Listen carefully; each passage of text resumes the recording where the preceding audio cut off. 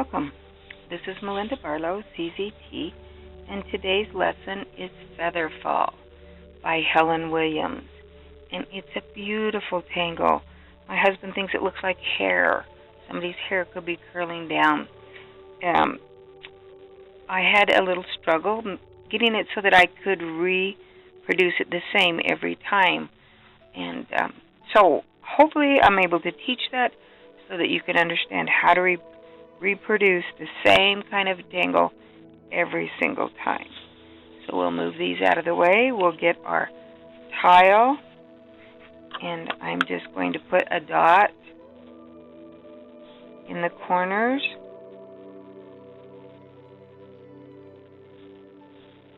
In our border. And we'll do a string that we can draw our feather fall down. Helen has a video out also, and I believe she shows you could do a string with it if you wanted. And I find that that's just a tad easier to do a string with it. So we're going to start here at what I call the top. It's kind of a lazy S or a scroll. So it comes down and scrolls in. Not too tight. Then we're going to come from about the center and come across and down and do another scroll. And they're just going to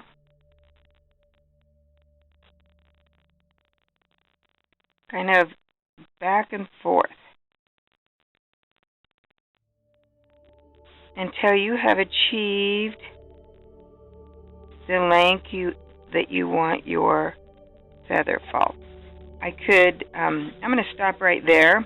Maybe I'll come back and do another one going this direction. But also I can put some other tangles in here because I've kind of made myself a string that divided my tile in half. Now, this is where I differ a little bit from Helen Williams, is that when I come from the top, I go out just a little bit, and then come back in and trace around my scroll.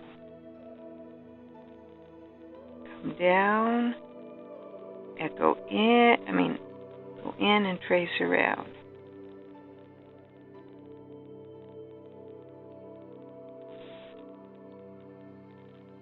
We're going to go on the outside of our feather fall. So this one's going to come here, come down, and go around.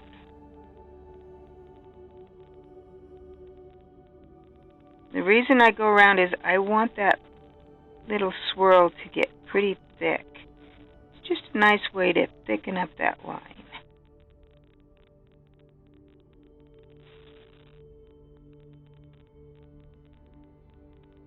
Now on the opposite side,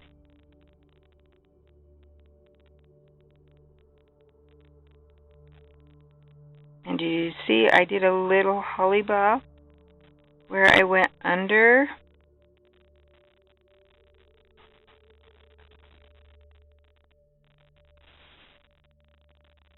now we're going on the next one. These get a little smaller.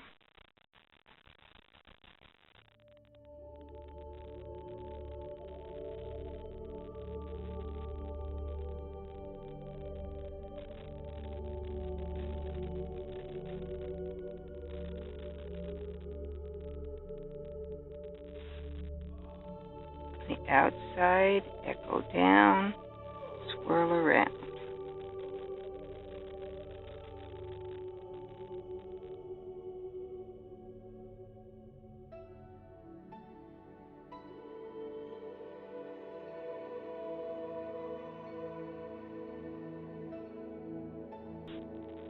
Always on the outside of that swirl.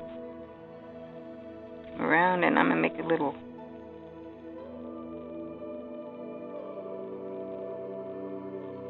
bubble right there.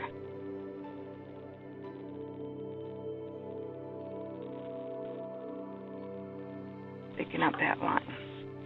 And there we have the first part of feather swirl. And I'm going to come back and thicken up those, give them just a little weight on the end.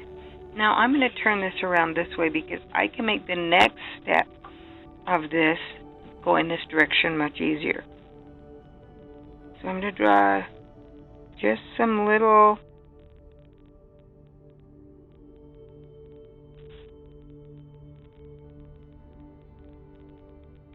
feather pieces that come out. Now here I went over the top. That was an accident. I shouldn't have gone over the top.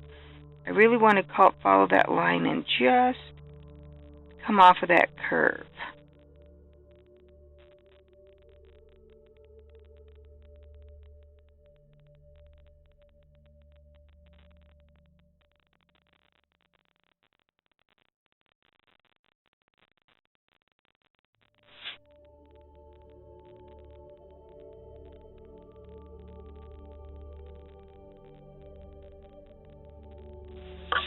And there we have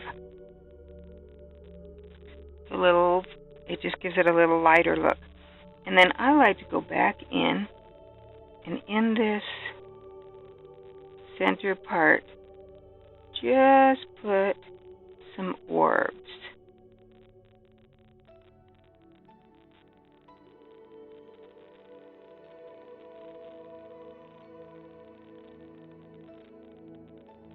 Just right up in that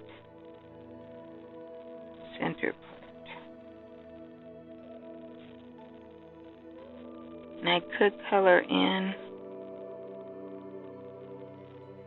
part of them black.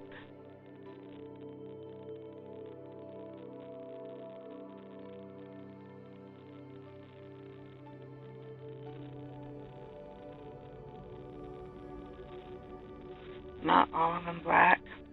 And now we're going to do a little shading. So I'll take my pencil and I'm just going to shade up at the top.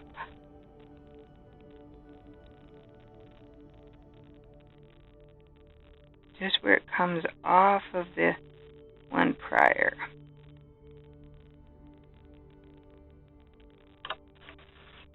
Okay, and you see me often clean my shading stump, and there's a couple of reasons you want to clean your shading stump.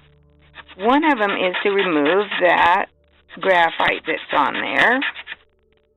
And the second one is to kind of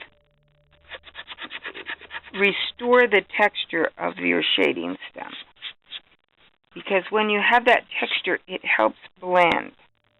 If you have a lot of graphite buildup on there, it's going to smooth it out so it's not going to blend. This is going to help drag that graphite down if it has a little texture. Remember, very light pressure.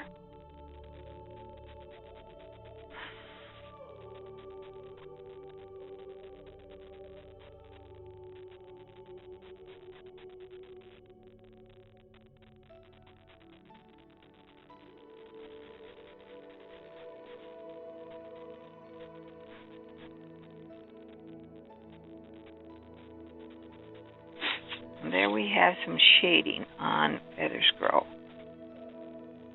Beautiful Tangle by Helen Williams. And I've done it on a round gray, an accident with some little white. Here's one I've put, and then I've done the background with another Tangle that's the next lesson. Done it on a bookmark. Just a fabulous Tangle with lots of movement and lots of fun. I hope you enjoy, and thanks for watching. Don't forget to subscribe to my channel, and have a great